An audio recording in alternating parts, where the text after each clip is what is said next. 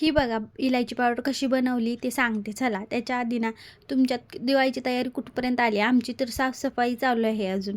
त्याच्यानंतरनं मग सामान भरायचं आणि मग दिवाळीची तयारी करायची.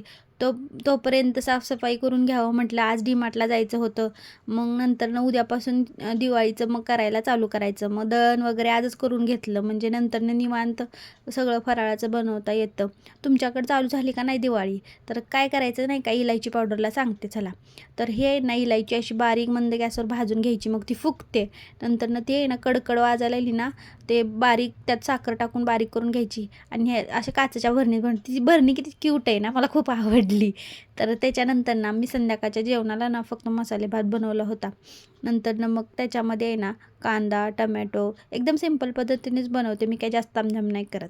मग त्याच्यात कांदा, टमॅटो, जिरी मिरची फोडणी, अद्रक लसूणची पेस्ट टाकायची आणि त्याच्यामध्ये घरकुल मसाला टाकायचा आणि मी स्प्राऊट टाकते. तुम्ही तुमच्या डाळीचं टाकू शकता.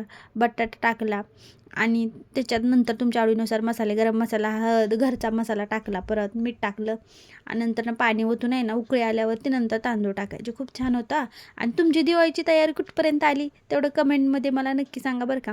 अजून आज आज ना आम्हाला संध्याकाळी डीमार्टला जायचं आहे, त्याच्यामुळं सगळं आवरावर चालू आहे. बाय.